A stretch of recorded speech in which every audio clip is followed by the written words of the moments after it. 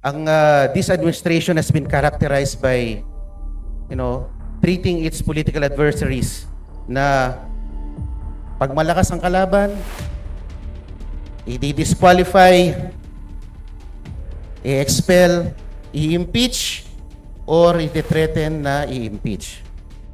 Do I hear that right, Minority Leader? So any attribution to the statement of the Honorable Marcoleta stating that the House is in defiance of the Supreme Court ruling is hereby deleted.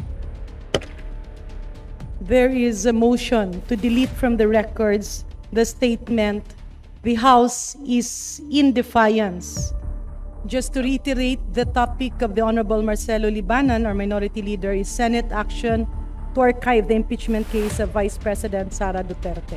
Mr. Speaker, distinguished Minority Leader, yung po bang sinabi ng Korte Suprema ay, are we being precluded to initiate impeachment complaints, or we're just being taught on how to file a correct impeachment complaint by complying with procedural steps?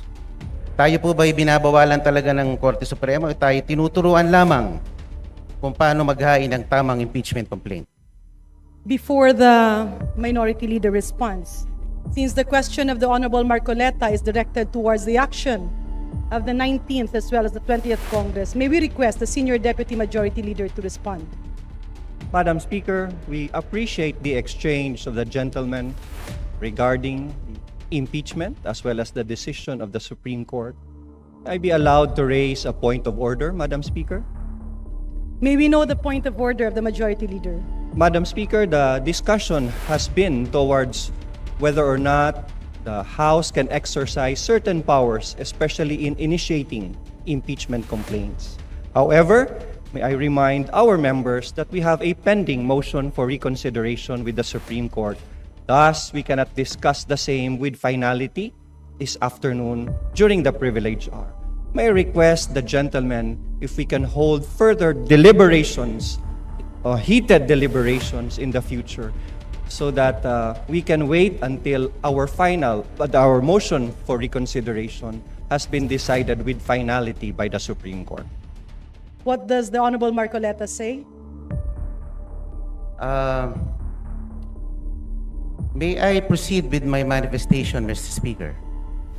Madam Majority Speaker, Leader. can we let the Honorable Marcoleta finish his manifestation before we proceed to the next speaker to avail of the privilege hour? Thank you, Madam Speaker. Majority Leader, I believe the Honorable Libanan as well as the other members of the House are actually, we have 22 members listed for the privilege hour. That's right, Madam Yeah, Speaker. so I believe a manifestation can be taken up at the appropriate time once the privilege hour has been closed. Madam Speaker, I have already registered my intention to make a manifestation. Madam Speaker, a manifestation would be in order. Let's allow the Honorable Marcoleta to finish his short manifestation before we conclude the privilege speech and refer the same to the Committee on Rules. The Majority Leader's request is hereby granted. Thank you, Mr. Speaker. Sa pagtatapos po ng 2024, sinabi po ng ating mahal na Pangulo na ang impeachment ay hindi importante. Sabi niya, this does not make any difference to any single Filipino life. So why waste time on it? And despite the admonition of the President, the House, through one-third vote, transmitted the articles of impeachment to the Senate. Why didn't we heed the call of the President? Why did the HRR defy the President's pronouncement? Gusto ko lang pong malaman kung bakit ganon. Parang hindi natin sinusunod ang mga pahayag ng ating Pangulo. Before the Honorable At nung July 25, the Supreme Court, sabi nga nila, inilang dineklara ng articles of impeachment ay unconstitutional at void ab initio. At pagkatapos noon ay nakarinig tayo ng mga pahayag mula sa House members na tila baga tinatakot ang ating mga maestrado na pwede kayong ma-impeach din tulad ng Vice President. And despite the motion for reconsideration submitted, the Supreme Court, through a press briefer, reiterated that the decision is immediately executory, notwithstanding the MR. And the Senate accordingly adhered to the decision by archiving the articles of impeachment. So ang tanong ko lang po why the continued defiance on the part of the HOR? Parang tayo po ay tila nagmamatigas. Samantalang ang Korte Suprema at ang ating co-equal body ng Senado ay tumalima na sa sinabi ng ating Korte Suprema. Alam naman po natin that the Supreme Court is the final arbiter on all disputes and controversies pertaining to constitutional issues. And the decisions released by the Supreme Court form part of our legal framework, form part of our legal system sa ating bansa. Dapat po natin galangin ang ating co-equal branch. Sinabi din po ng Pangulo sa isa sa kanyang mga panayam at huli-huli sa kanyang SONA na ang Pilipino ay sawa na sa sobrang pamumulitika. So, buti pa ang ating Pangulo aware dito. At siyempre, kamakailan ay meron pong ibinalita na meron na naman pong Quadcom version 2.0. Alam naman po natin ang Quadcom ay nagagamit bilang political persecution more than a tool for legislation. At pinakita pa nga po ng Quadcom sa kanilang performance last year that it assumed judicial and prosecutorial roles, which is beyond the ambit of its legislative function. Mr. Speaker, the continued defiance of the House of Representatives has been truly remarkable. Sana naman po ay baguhin na natin ang ating estratehiya. Sa akin lang naman po.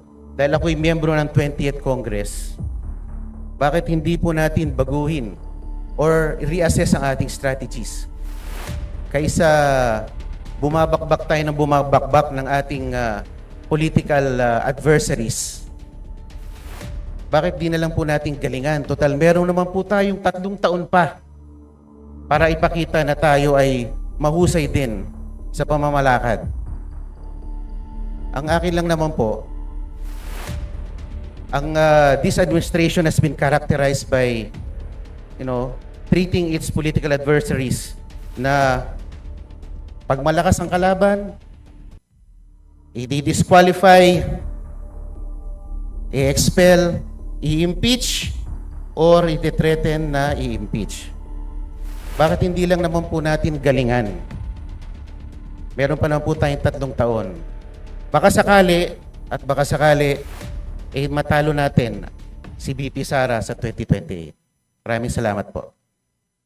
Madam Speaker, there being no other Madam member Speaker. who wishes to interpolate, I move Still my time, Mr. Speaker.